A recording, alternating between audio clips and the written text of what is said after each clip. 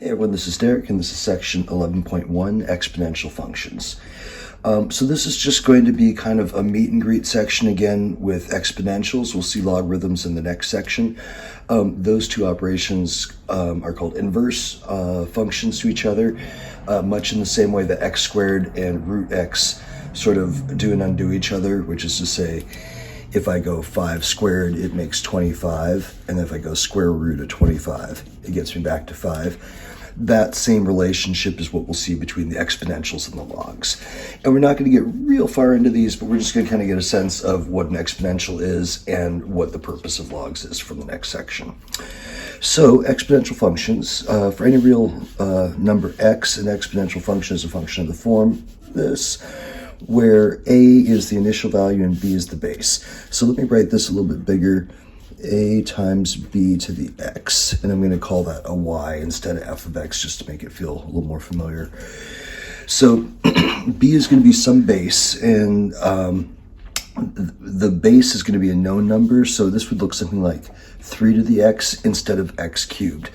So we're used to the x being down here in the base and the exponent being the constant value, and now they're swapped, so now we're plugging in for the exponent. This a in front is if we had some initial quantity of something, that would be this value right here. So if I had $100, I invested it and it was going to triple every year, then I would have $100, and then this would be the piece that makes it triple. So initial value, and then x is our input, y is our output. So starting with these, we just have a few problems with evaluating exponentials, and just a little review of the function notation as well. So this one's saying find f of -2 plus g of 1. So f is this function right here, so I'm going to put the -2 into this one. G is this function is right here. I'm going to put the 1 into that one.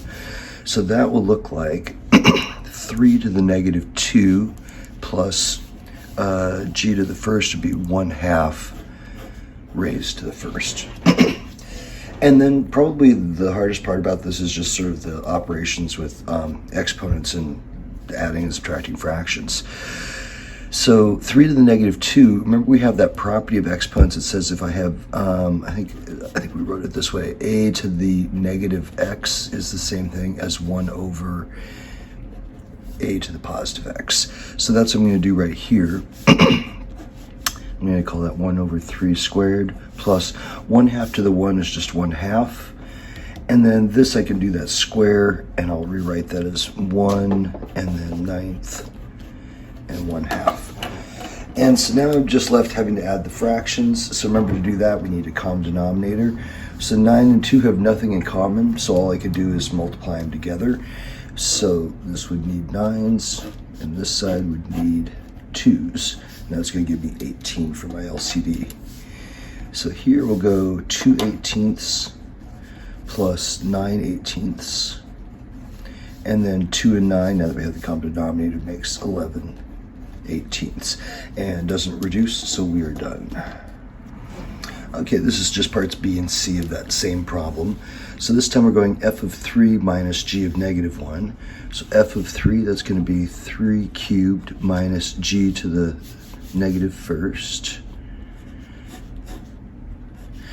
And then so we also have another property that is often forgotten, and that is a over b to the -x is the same thing as b over a to the positive x.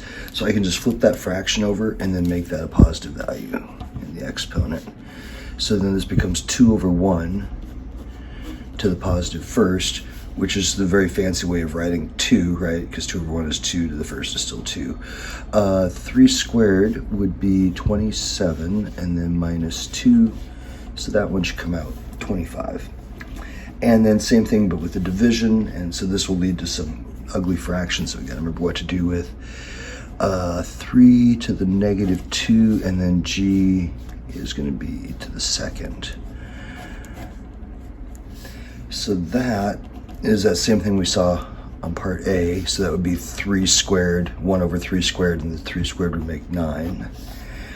1/2 times 1/2 is 1/4, or 1 squared is 1, and 2 squared is 4. So then we have this complex fraction. And remember, we just saw these a section or two ago, that this means the exact same thing as that, and then it's not bad. So then we just flip over the 1/4, do the reciprocal, and 4/9. Okay, so next up is a little bit of graphing with exponentials. And in general, -1, 0, 1 are going to be great numbers when graphing on paper. I think for the computer, you're just going to need those two. But it doesn't make sense to graph it on paper with just these ones. And I'll show you why right now. If I do 4 to the 0, 4 to the 0 is, remember, anything to the 0, a to the 0 equals 1, as long as a is not 0. And so this is a 1. 4 to the 1, that's 4. So I got 0, 1. When x is 0, y is 1. And when x is 1, y is 4. That does not really give me a great idea as to what the shape looks like. On the computer, when you go to graph these, it will automatically be graphing an exponential. So if you mark those 2 points, it's going to draw it right. But on paper, it really helps to have one more point, and that's 4 to the -1. And so then 4 to the -1 would be 1/4. And like right here, you could just think, oh, it's going to be linear, but totally not linear. It's an exponential. So this would be like when x is -1, y is 1/4. And so you can see it's kind of this curvy thing. And it's going to get closer and closer to 0, but it's never going to touch. Because think if this is -2, it'd be 1/16. -3 would be 1/64. So it's getting, again, closer to 0, but we'll never get there. Even if it's, -1,000,000, it's still something slightly larger than 0. On the other side, you may have heard people refer to like something is growing exponentially. That's what that looks like. You can see if I put in 2, 4 squared would be 16, and all of a sudden I'm way off my graph up here off the screen. So these grow really fast. So that's kind of the hallmark of an exponential, is this very, very rapid growth. Let's do a couple more. So this one, the base happens to be a fraction. Same idea, but just now it's a fraction.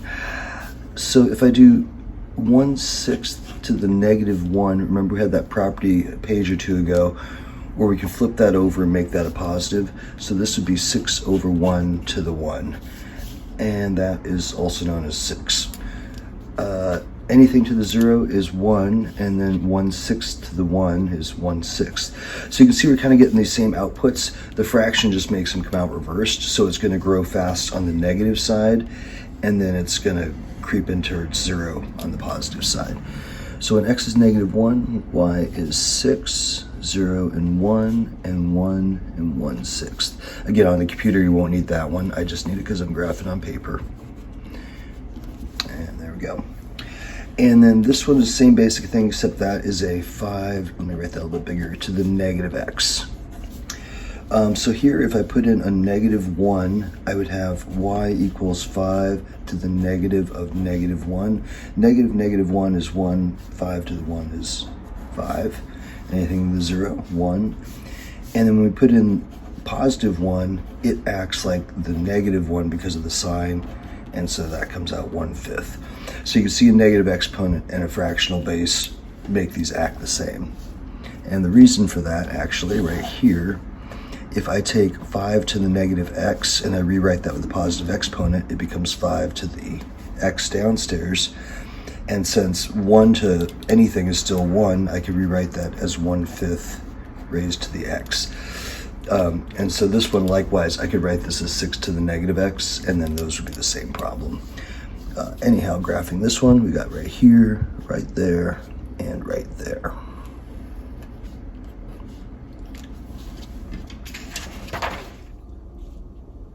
Okay, and last up is exponential growth and decay functions. We already saw f of x equals ab to the x, where b was that base. Sometimes it's useful to think of it as a value. For instance, if something were doubling or tripling, it would be 2 or 3 would be the base for double or triple. But sometimes we're given this more with a rate, like a percentage, in which case this form is easier to work with. So this b and this r plus 1, the same thing, it's the growth factor. It's just if given a percentage, this is going to be the easier way to go. And then I'll remind you, if you have something like it's saying it's growing by 3%, to do math with that, the rate on that would be 0.03. We want to get to decimal form as we're working with these. So let me show you this with some problems.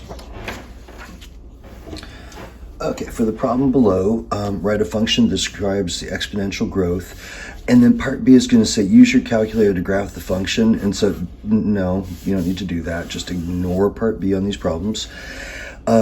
C is evaluate the function at the given values, round answers to the nearest dollar. Okay, so what do we got? We got Paul bought a house for $200,000 in 1983. For the next 20 years, housing prices rose an average of 5% per year. How much was the house worth in 1995 and then in 2000 as well? Okay, so there's a couple of things we know here. We know the initial value. So we know initially the house cost $200,000. We also know there's this rate, R. Housing prices rose an average of 5% per year. So our rate is 0.05. So given that we have an R, like a percentage, rather than doubling or tripling, and this initial value, and we're in the exponential section, we're going to write an exponential function. And so this one, when you look at the answer box, it gives it as V of t. So it's going to be the value as a function of time. And so that's how I know what I'm putting there. Time, so time is going to be our exponent. That's the thing that for the next 20 years, it does this. How much is it worth at this time and at that time?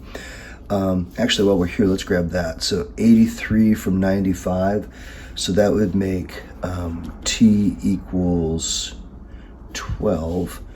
And then 83 from 1983 from 2000 would be t equals 27. So those will be the two times that we're going to have to figure out. So first up, we're supposed to write the function. So t is going to be those two values I have up there, 12 and 27.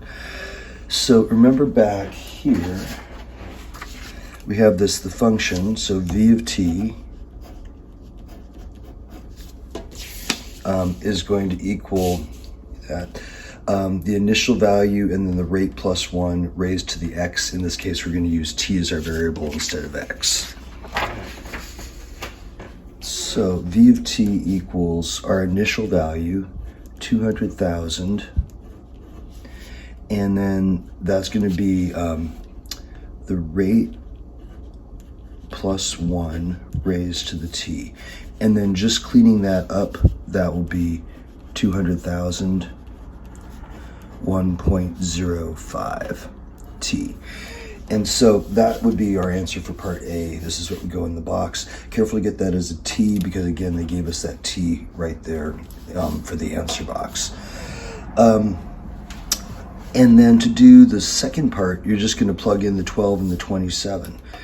And so over here, the calculator, I would probably put this in the exponential piece first, just so I didn't have to be careful with parentheses. So I'm going to go 1.05, and then you should have a button. It might be a caret, so it could look like this. On mine, it's an X to a little box like that, but something of that nature, one of those two probably.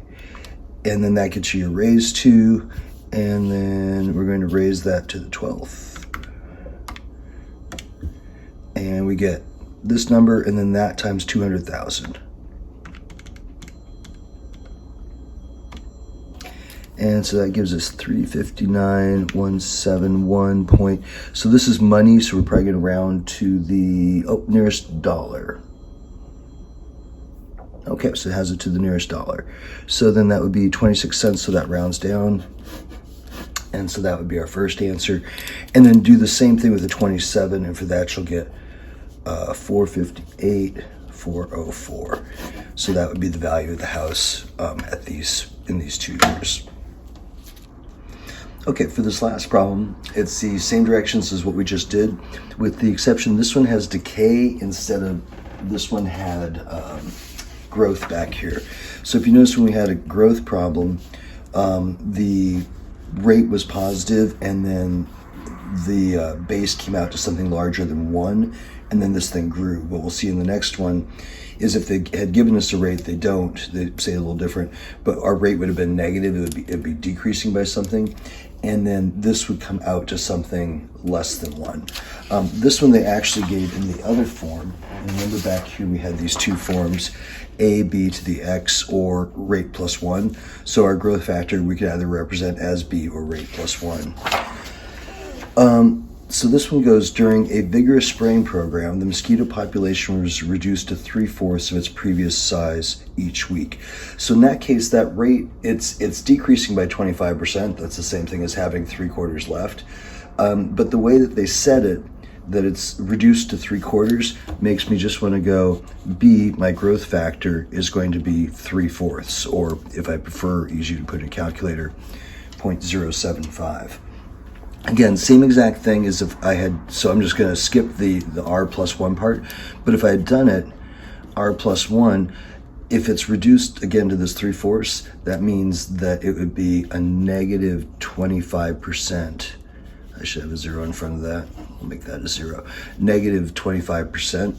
And then 1 plus negative 0.25, and there's your 7.5. So you can get there either way. In this case, this seems more direct. If the mosquito population was originally estimated at 250,000, okay, so there's our initial value. That's our A. So now we got everything we need to write out our equation. How many mosquitoes remained after 3 weeks and then after 8 weeks? So that would go, and on this one, it's P of T is what's in front of the box. So 250,000.